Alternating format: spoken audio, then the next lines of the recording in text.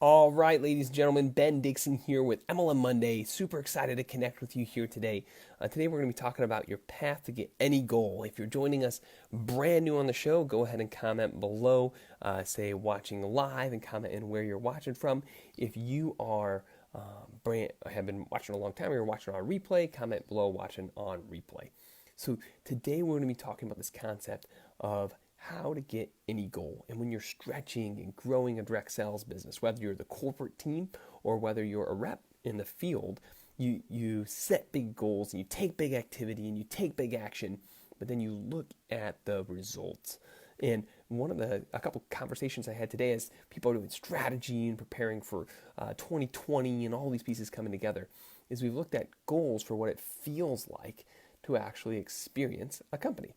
So if you're a direct sales company and you have a goal of what does it feel like for someone in their first 24 hours or their first 48 hours or their first week, you want to unpack that.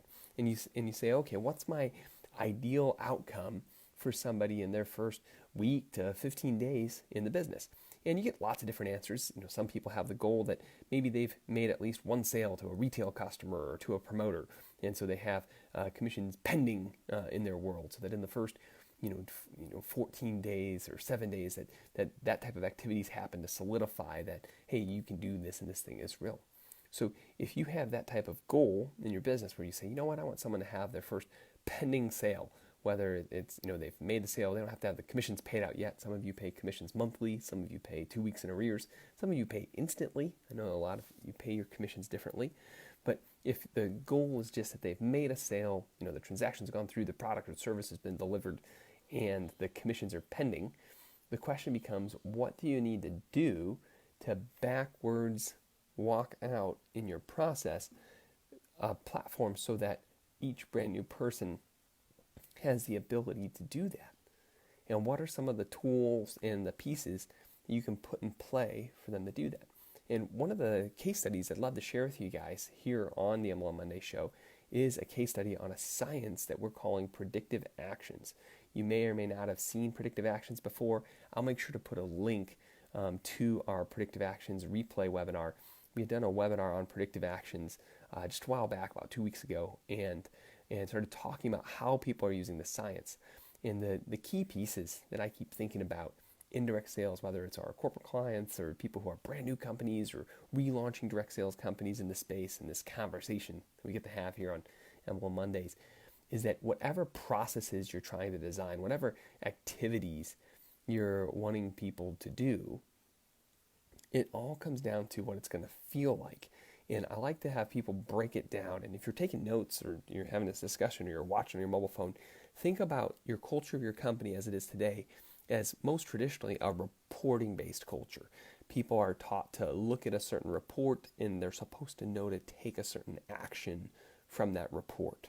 So traditionally, direct sales and network marketing, what we've done for decades is work on how do we give the right reports and dashboards and CRM tools so that people know to go take action in their life.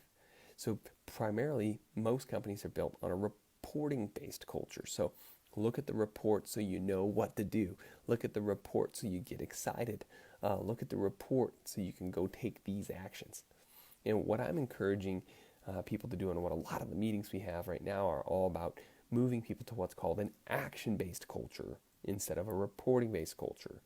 You have to listen closely and you can hear more details in the webinar.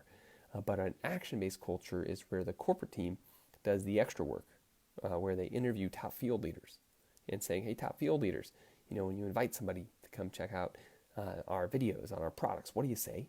If they ignore you, what do you say next? And what do you say next? And if they go check out the video but they don't take any action, what do you say? And what would you say next? And what if they took action and opted in but they didn't buy? What would you say? And what would you say next? What if someone created a customer account and went into the back of the shopping cart and added some stuff to their cart but didn't check out? What would you say? What would you say next? What if someone became a distributor on the team but didn't even order any of our products to try them or to have them as samples? What would you say? What would you say next? What if someone ordered product but didn't reorder from us in 35 days and they're running out of product? What would you say? What would you say next? What if someone's on the team and they haven't logged into the back office in the last 5 days? What would you say to that person? What would you say next? What if someone on the team has gotten their first 10 people to the webinar? What would you say to that person? What would you say next? These are a lot of the questions that the corporate team can ask the top field leaders, the people who are doing the work, to producers.